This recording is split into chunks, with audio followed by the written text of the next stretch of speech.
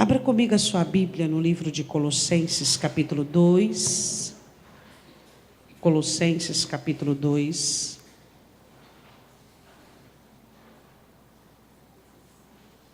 Versículo de número 13 ao 15.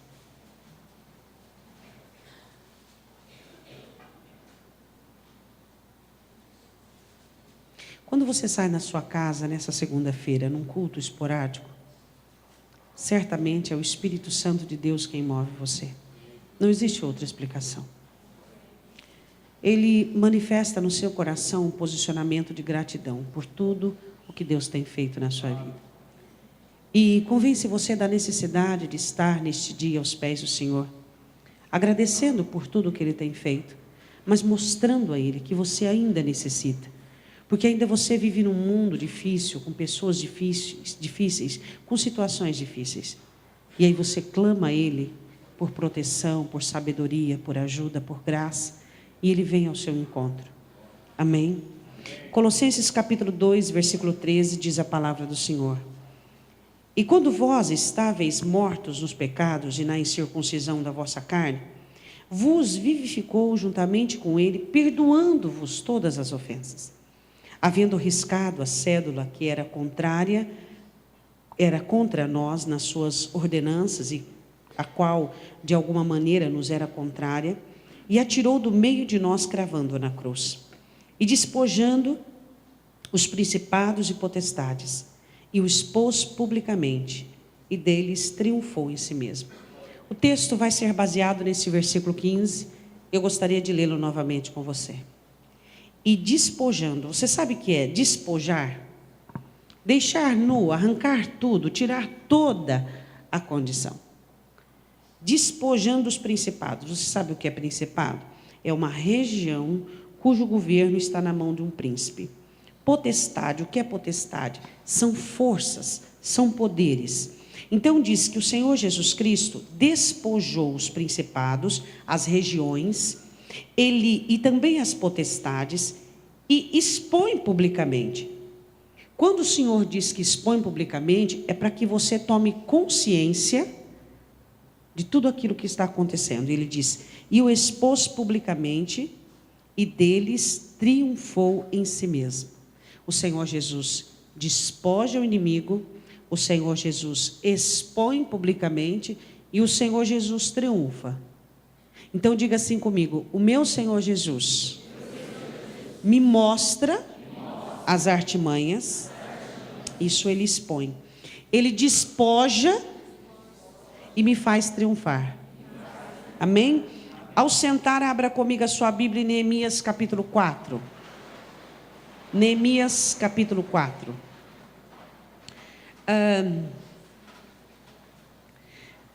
A Bíblia nos ensina que vinho, quanto mais velho, fica melhor. É verdade ou não é? Na parábola, algumas situações na transformação, e assim vai. O cristão não é quanto mais velho, mas quanto mais maduro ele fica melhor, é ou não é? Hã? E sabe o que amadurece um cristão? As experiências que ele passa, e delas ele tira proveito. Ter experiência não amadurece ninguém, porque você conhece certamente pessoas que passaram por muitas coisas ruins na vida, e é totalmente infantilizado, débil, frágil, fraco. O que é que amadurece alguém? É passar por situações difíceis e conseguir ter atitudes louváveis. Diga glória a Deus. Então, o que é que provoca o amadurecimento do cristão? É ele passar por situações difíceis e não ter a atitude comum que todos teriam. Ele ter uma atitude louvável. Então, traz a ele um amadurecimento. Hoje nós vamos falar sobre o dever que nós teríamos e temos de aprender uma nova virtude, uma nova habilidade. Hoje eu estava orando sobre essa palavra e eu disse, Senhor, me dá mais uma habilidade. Eu quero falar sobre dupla habilidade. Esse é o tema da mensagem. Dupla habilidade. Às vezes nós somos bons em uma coisa, mas nós não somos bons em outra. É verdade ou não é? Isso acontece conosco. Mas nós percebemos que para vivermos nesta terra, nós temos que aprender, como eu orei inicialmente, que Jesus fala sobre manso e prudente, duas coisas totalmente opostas. Então, ele fala sobre nós trabalharmos em sentidos duplos. E eu quero falar sobre a capacidade de você conseguir trabalhar, fazer a coisa andar, fazer a coisa crescer e ao mesmo tempo fazer guerra. Aí você fala, mas pastor, é complicado. Ou eu fico com a enxada na mão, ou eu fico com o meu enxadão, ou eu fico com a espada. Ou eu sou guerreiro, ou eu sou trabalhador. Mas em Deus, nós precisamos aprender essa duplicidade de habilidade. Por quê?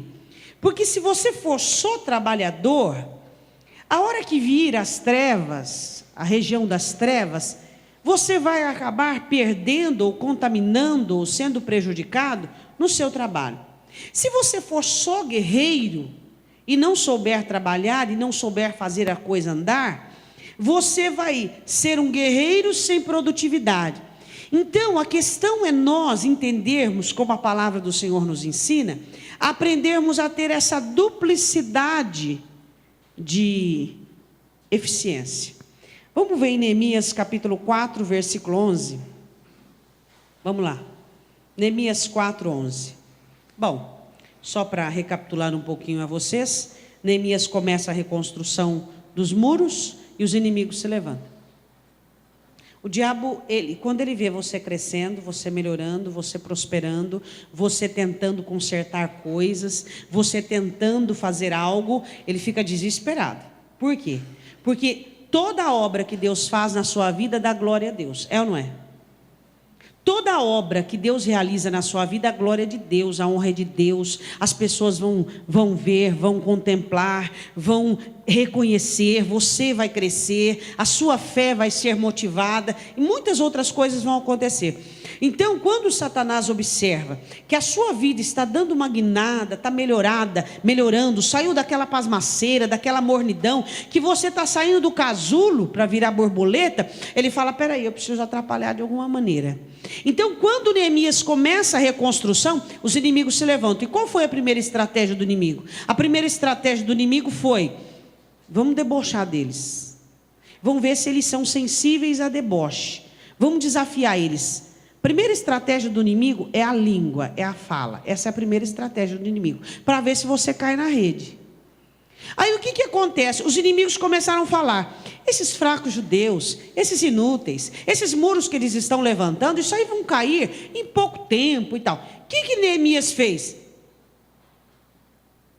Olha para o seu irmão e diz, quer vencer? Fecha a boca. Ah, meu irmão, ó, nenhuma vez você viu Neemias retrucar, falar, levantar, nada. Dificilmente você vê alguém com a capacidade de calar-se. Por quê? Porque o inimigo, ele incita a sua vida emocional de tal maneira, porque quando você fala, consequentemente você cai. Por quê? Porque é impossível, quando você fala, você não se igualar ao que falou. Impossível. É impossível você entrar numa discussão sem discutir no mesmo patamar de quem está discutindo. Então a questão é, quando você é atacado por alguma situação, a melhor coisa que você tem é calar-se. A melhor atitude, deixa atacar. Deixa falar, seja discussão de marido e mulher, seja o que for, seja o diabo, seja o trem que for, fica quietinho, não fala. Por quê? Se você falar, você perde combustível. Porque o combustível da sua oração são as emoções que foram feridas. Quando você vai orar, você precisa das suas emoções.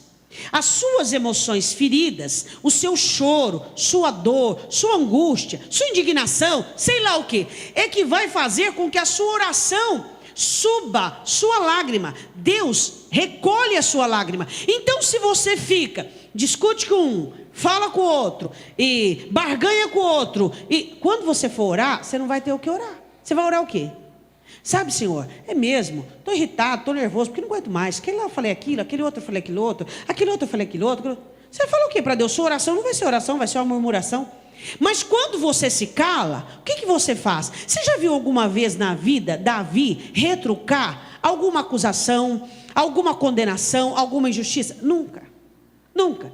A única vez que ele tentou com Nabal, Deus mandou Abigail para repreendê-lo. Nunca, nunca. Até mesmo quando Simei estava apedrejando ele, amaldiçoando, quando ele fugia de Absalão, de Jerusalém, ele olhou e disse assim: olha, se Deus mandou ele amaldiçoar, tudo bem.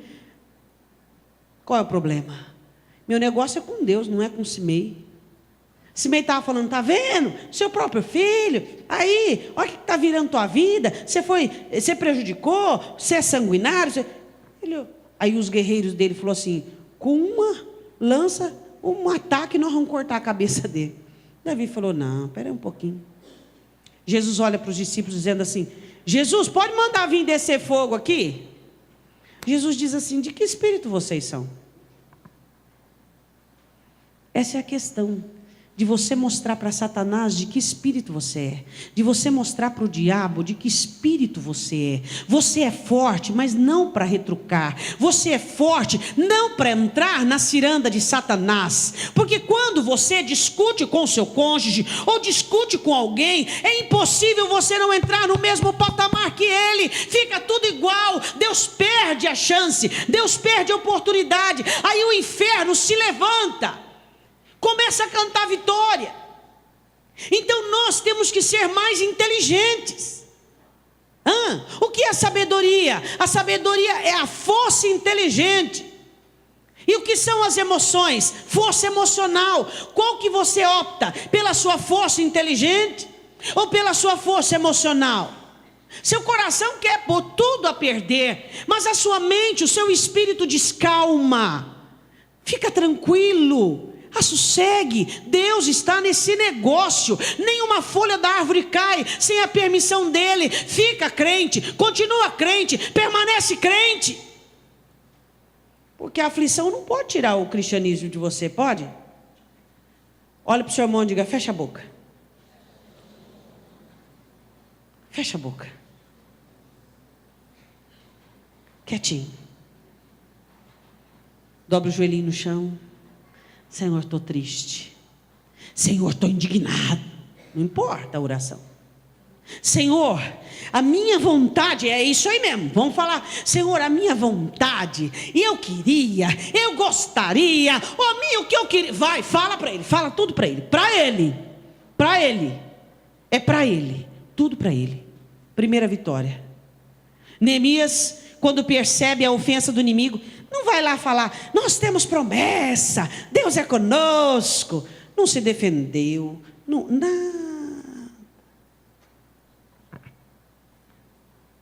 Quem se defende não tem razão. Quem se defende, Deus não está do lado dele. Quanto mais o inimigo se levantar contra você, mais alto ele se levantar, mais de alto ele vai cair. Porque um dia Deus decidiu estar do seu lado. E você está do lado de Deus quando você usa as armas de Deus. E a primeira arma de Deus para você vencer qualquer estratégia maligna: silêncio. Quer chorar? Chora. Quer ficar triste? Fica. Quer ficar revoltado? Fica. Mas diante dele. Davi orava e dizia: eu queria ter asas como de pomba, eu sou como um mocho na solidão, eu sou como um vaso quebrado, eu sou como um vaso, eu sou como a fumaça. Ele dizia que era tudo, mas diante de Deus. Você nunca viu Davi se posicionar diante do inimigo entrando na mesma linha. A questão é: você não pode entrar na mesma linha. Ou você é crente ou você não é. E Neemias, mantendo sua posição, a Bíblia diz assim, que ele ora e coloca diante de Deus e faz uma oração aguerrida, dizendo: Senhor, eu vou te dizer uma coisa, não cubra o pecado deles. Eu quero que tudo que eles têm feito, que a iniquidade venha sobre a vida deles. Tu és justo juiz, então julga entre eu e eles. Pronto, se eles estiverem, eu quero a sua vontade. É assim que você deve orar, é ou não é? E ele faz oração, os inimigos não param, e os inimigos começam a se unir. Olha para o seu irmão e diga assim: nunca um vai se levantar contra você, serão sempre mais do que um. Sempre. Sempre será mais que um problema, sempre será mais que uma situação, sempre será mais que uma pessoa, sempre será mais que um. Nunca será um sozinho. Porque se fosse um sozinho, Satanás sabe que você dá conta de um sozinho, sabe não? Quantas coisas uma sozinha você conseguiu? Um problema, uma situação e tal, você vai ver. Mas de repente, eles começaram a se ajuntar. Aí o que acontece? Versículo 8, ligaram entre si, para virem guerrear contra Jerusalém, para o desviarem do seu intento. Lê comigo o versículo 8, a última parte. Tudo que o diabo quer é desviar você do que você está fazendo. Tudo. Satanás quer que você estagne, que você fique parado. Satanás quer que você desanime. Satanás quer que você deixe de lado o que Deus pôs na sua mão. Tudo o que eles queriam que Neemias parasse o que estava fazendo. Tudo que o diabo quer é que você pare de crescer, pare de melhorar, pare de avançar, pare de sonhar, pare de buscar, pare de querer, pare de melhorar. Ele quer que você pare. Tudo que ele quer é a sua estagnação. Esse é o objetivo do diabo. O objetivo dos inimigos de Neemias era que Neemias abandonasse toda a obra que estava fazendo. O diabo quer que você pare de reconstruir sua casa, de reconstruir sua família. O diabo quer que você pare de sonhar, quer que você pare de buscar a Deus, quer que você pare de orar, quer que você pare de ser cristão. Ele quer que você fique decepcionado a tal ponto, desanimado de tal maneira, cansado de tal jeito, que você diga: não vale mais a pena, eu não quero mais nada, eu estou cansado, eu estou abrindo mão de tudo. Esse é o objetivo de Satanás. Que você abra mão do seu casamento, que você abra mão dos seus sonhos, que você abra mão da sua vida espiritual, que você deixe de ter projetos, que você deixe de sonhar. É isso que ele quer. A Bíblia diz assim, que Neemias, observando, analisando, orando, era um homem de oração, era um homem de comunhão com Deus, era um homem de estratégia. Diga assim: quando eu sinto, eu não sou estrategista, mas quando eu penso, eu sou estrategista. Quando você está sentindo, você sente tudo. Você sente tristeza, angústia, desânimo. Quando você começa a pensar, você começa a montar a estratégia. Eu não posso agir assim por isso, eu não posso ficar assim dessa maneira. O diabo quer que eu aja assim, que eu vi. O que acontece com Neemias? Você percebe um homem que não inclinava para o sentir, ele inclinava para o pensar. Você precisa ser estrategista. Você precisa observar o que o diabo está querendo com o quê. O que Satanás está buscando e como. O que o diabo espera e como ele espera que você haja. E você precisa agir totalmente o oposto daquilo que o diabo quer. E a palavra do Senhor diz assim, que novamente no versículo 9, nós oramos ao nosso Deus. Quando eles ligaram entre si, novamente ele faz oração. Se você soubesse o poder que a sua oração tem. Sua oração tem um poder que muda a história, que transforma a circunstância, que derruba trevas, que despoja principados, que expõe potestade e que te dá triunfo. Sua oração é poderosa. Eu não estou perguntando se você é perfeito, eu não estou perguntando e nem estou dizendo que se você tem 3, 4 dons ou fala em línguas estranhas. Eu estou falando da oração feita com coração puro, a oração que se derrama, a oração que se coloca diante de Deus, dizendo: Senhor, eu estou aqui, eu preciso da sua mão, eu preciso da sua misericórdia. A sua oração sobe arrebentando qualquer principado, qualquer potestade, chegando ao trono de Deus e descendo com a resposta resposta para a sua vida. Sabe o que é que Neemias fez? Ele simplesmente orou. Ele orou. Ele colocou diante de Deus para buscar estratégia, para receber discernimento. Ele não foi agindo de qualquer maneira. Ele não foi agindo como um delinquente, como uma pessoa desequilibrada. Ele fez oração. E aí, diz a Bíblia assim, que no versículo 10, as forças dos que carregavam pó estavam enfraquecendo. E Neemias ora e diz assim: o que é que nós vamos fazer? Versículo 11, aqui que eu quero passar com você a situação. Disseram, porém, os nossos inimigos. Satanás, ele precisa de 3 vantagens para conseguir o efeito dele, que é a quarta. Primeira vantagem que ele trabalha, sua ignorância. A ignorância é um prato cheio para o diabo. O que é ignorância? Não saber. Uma pessoa ignorante, quando ela age por meio de instinto, por meio do que sente. Por que o animal ele é tido como alguém que age por instinto? Ele age pelo que ele sente, o animal não pensa. Quando é que o cristão age como ignorante? Quando ele age pelo sentimento dele. O que você quer fazer agora? Eu quero acabar com tudo, eu quero falar mesmo, eu quero pôr aquela pessoa no lugar dela. Ele trabalha com a sua ignorância. O não saber. Esse é o objetivo de Satanás. Fazer com que você sinta raiva, rancor, ódio, aflição, tristeza. E esse sentir sobe na sua mente e você começa a ser irracional. Você começa a fazer as coisas por meio do sentimento. A Bíblia diz assim, que porém, versículo 11, disseram, porém, os nossos inimigos, nada saberão disto. Quando você não sabe, o diabo tem vantagem.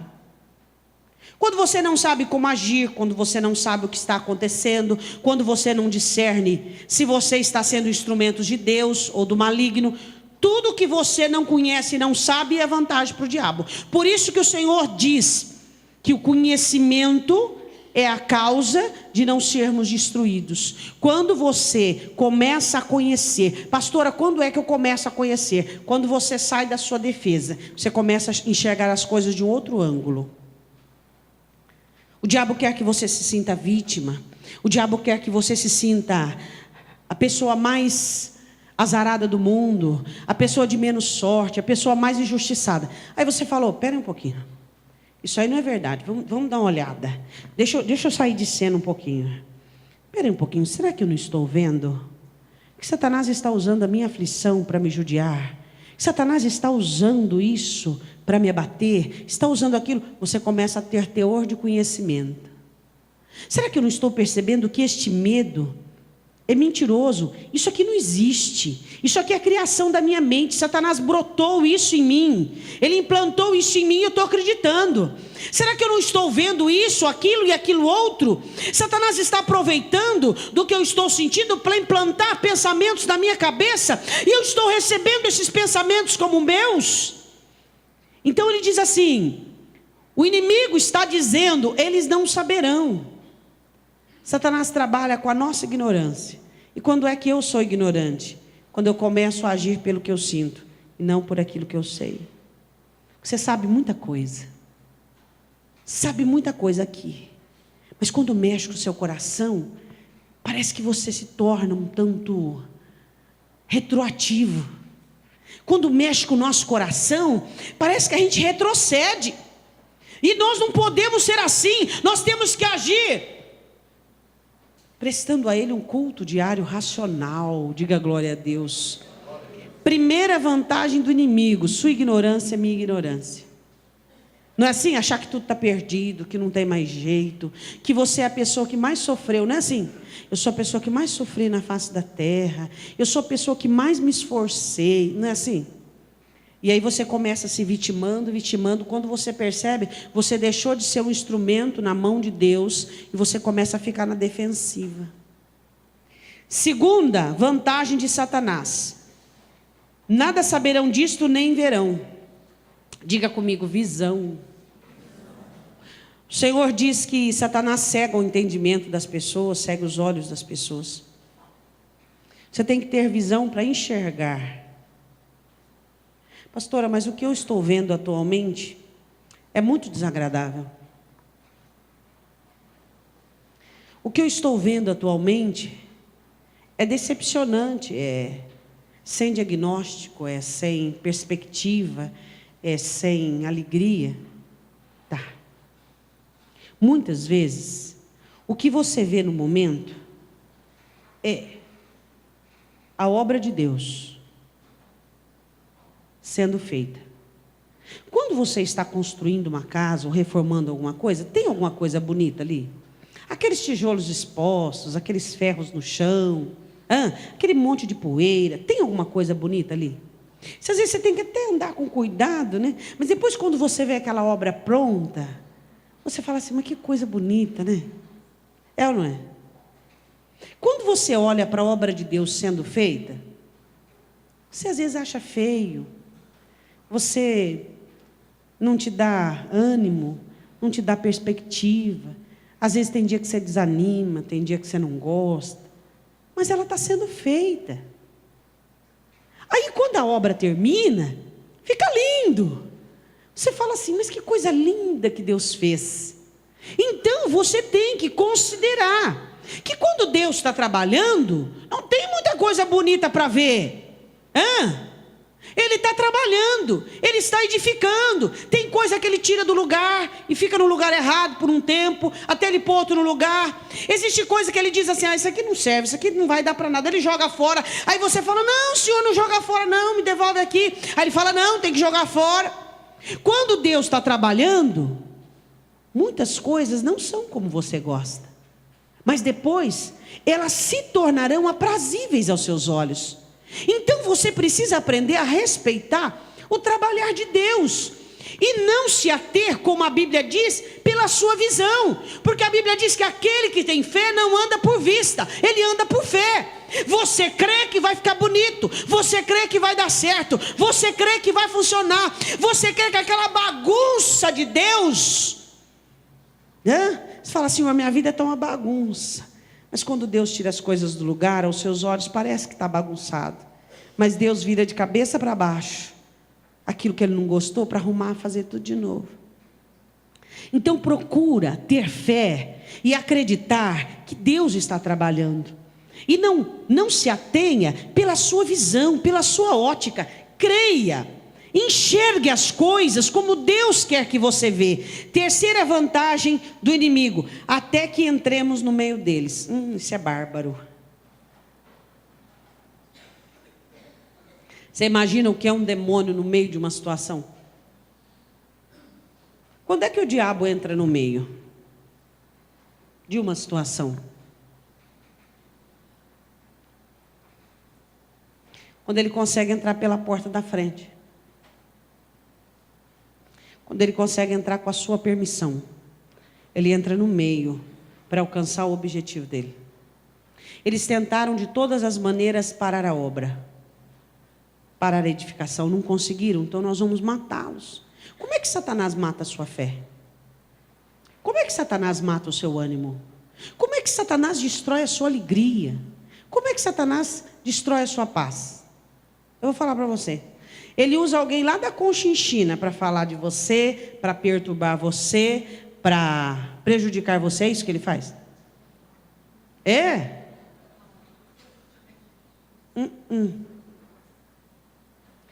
Para ele entrar no meio de uma situação, ele precisa usar alguém muito próximo de você. E pasmem vocês, até mesmo o que você sente contra você. Ele precisa encontrar uma situação, uma brecha, para estar no meio. No meio. Porque aí ele causa uma implosão. Implodir é de dentro para fora. Então o que ele faz?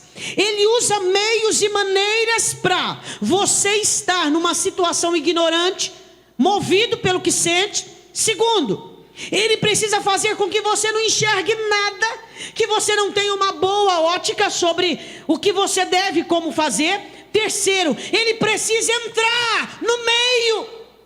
E aí você não o identifica. E aí você não o percebe. E aí você não consegue identificá-lo. E aí você deixa se envolver. Quando você percebe, ele tomou conta da situação. E aí acontece o quê? Assim nós vamos matá-los e faremos cessar a obra. O diabo quer matar a sua fé, matar a sua alegria. Fala para mim, o diabo já não conseguiu alguma vez matar a sua alegria? Ou será que é só a minha que ele conseguiu?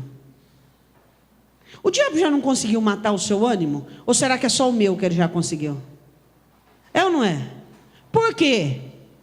Por quê? Porque nós fomos dominados pela ignorância, porque sentimos.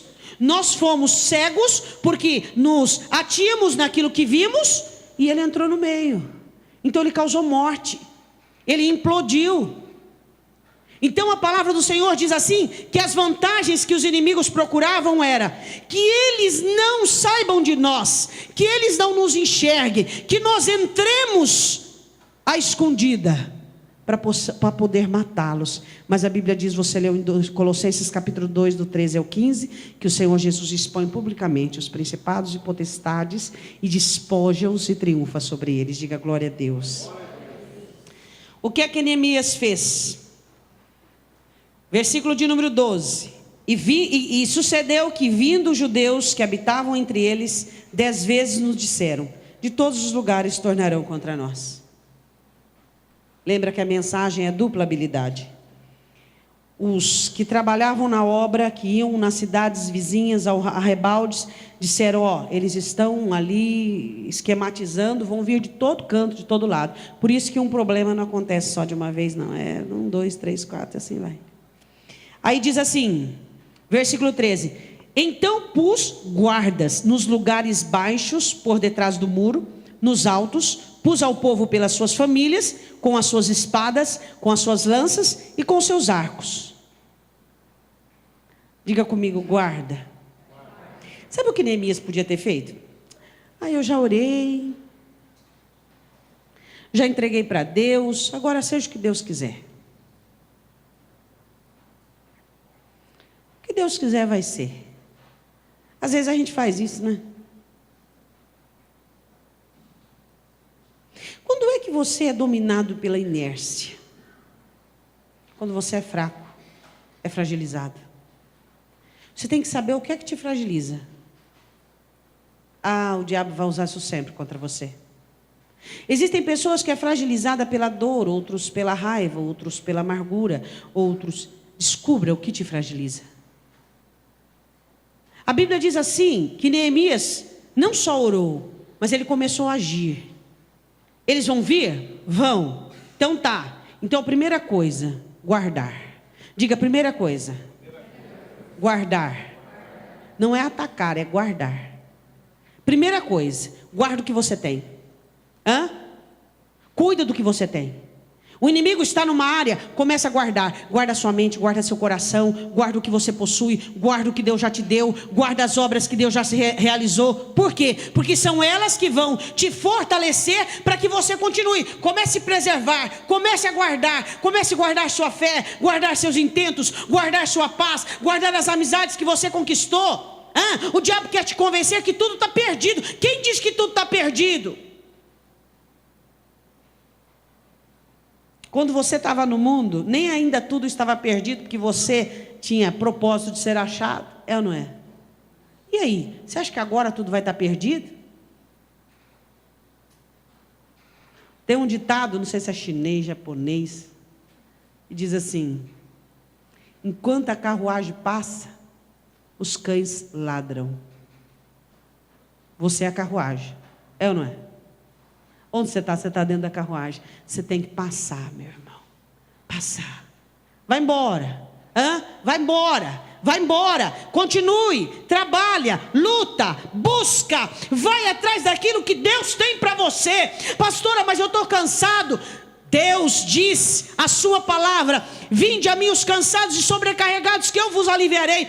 Mas eu estou aflito, lançai sobre mim toda a vossa ansiedade, porque eu tenho cuidado de vós. O aflito faz oração. Eu estou decepcionado. Olha para Jesus. Eu estou desmotivado. Busque o Espírito Santo. Você está nessa carruagem. Nessa carruagem que sai da terra e vai para o céu. Diga glória a Deus. A Bíblia diz assim, que ele começa a guardar, ele começa a proteger. Mas sabe o que ele queria proteger? Ele não protegia só a obra, ele protegia as pessoas. Ele dizia assim: vocês a partir de agora, no versículo de número 13, vocês vão guardar suas famílias, com as suas espadas, com as suas lanças e com os seus arcos. Neemias sabia que o que ia levantar aquele povo para ter ânimo e força eram eles preservar a família deles. O que ia incentivá-los é guardar a família deles. No versículo de número 14: e olhei, olha que palavra linda, e levantei-me. Olha para o seu irmão e diga: você precisa se levantar. É ou não é? Você precisa se levantar. Olhei, não, fala assim, quando você passa uma coisa ruim, você está achando que você está passando a pior coisa ruim, não está? Olha para trás. Você esqueceu que você já passou pior que essa. Só que o diabo parece que lançou uma amnésia na sua cabeça, e você parece assim: eu estou passando o pior momento da minha vida. Mentira, você já passou pior. E você passou por ele. Ele não perdurou na sua vida. Jesus esteve com você, te amou, te abençoou, te guardou, te fez prosperar. E hoje você está muito melhor do que antes. A Bíblia diz assim: olhei, levantei-me e disse aos nobres, aos magistrados e ao restante do povo: não os temais, lembrai-vos do grande e terrível Senhor. Lembra de Deus? Diga: eu lembro. Lembra do que Ele já fez por você? Ele já fez muita coisa por você. Ele te levantou de vales, de desertos. Ele te sustentou em situações inusitadas, terríveis. Ele te preservou quando você não tinha de onde tirar. Ele foi ali, te abençoou e te deu. Você acha que Ele vai te abandonar agora? Ele diz assim, Ele disse aos magistrados: lembrai-vos do grande e terrível, ou seja, grande para nós e terrível para eles. E pelejai pelos vossos irmãos, vossos filhos, vossas mulheres, vossas casas. E sucedeu que, ouvindo os nossos inimigos, olha aí, que já o sabíamos e que Deus tinha dissipado o conselho deles, todos voltamos ao muro, cada um a sua obra. O diabo só trabalha quando está escondido. Quando ele é exposto, ele perde toda a força.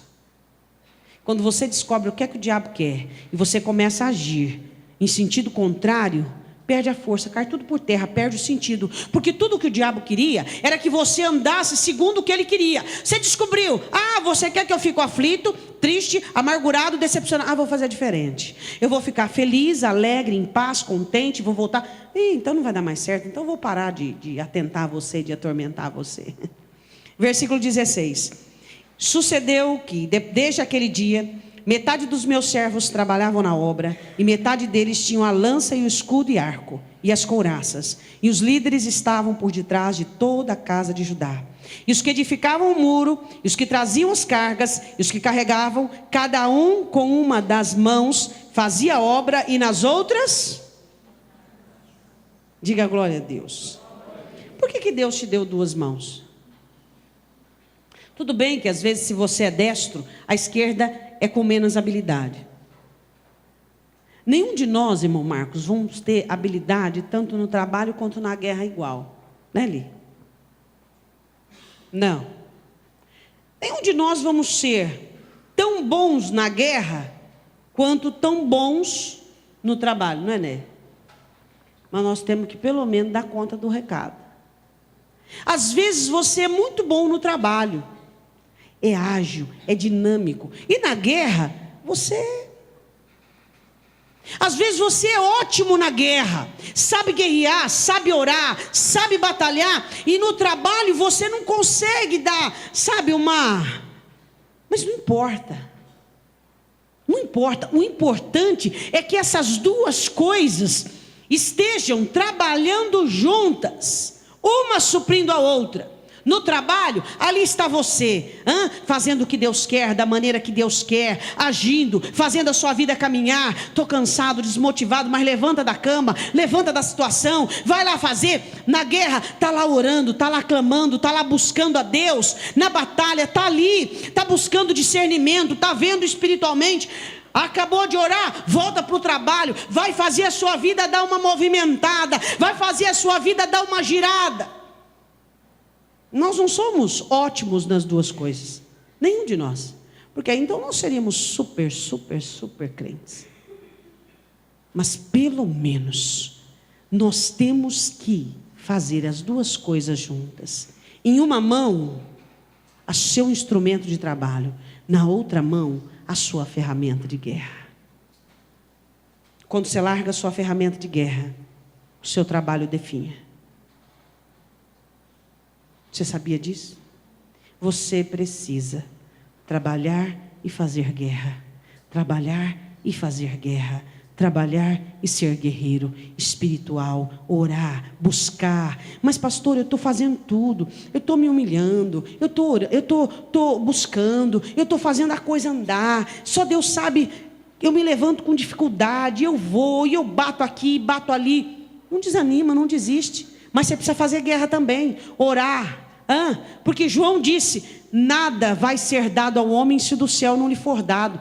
Ora, busca, milita, peça visão. Fala, Senhor, onde é que o diabo entrou, esse capeta miserável? Mostra para mim, Senhor, onde é que ele está? Pode ser que ele está trabalhando na minha mente, no meu coração. Mostra para mim os dardos, mostra o laço. Em oração, em vigília, em jejum, batalha, busca. No dia seguinte, vá lá, reanima. Mas eu não tenho, eu queria trabalhar, eu queria fazer muita coisa grande. Não tem grande, faz pequeno. Fica lá, pega o teu grampeador, vai grampear papel, vai pôr a pasta em dia, vai fazer alguma coisa. Vai fazer algo que te conote como um trabalhador, como alguém que está usando uma das habilidades, porque Deus quer olhar para você e olhar e contemplar você com dupla habilidade. Diga glória a Deus. Trabalho, diga trabalho e guerra. Esse é o segredo da vitória. Às vezes, quando você não faz guerra, seu trabalho não flui. Então você tem que fazer guerra.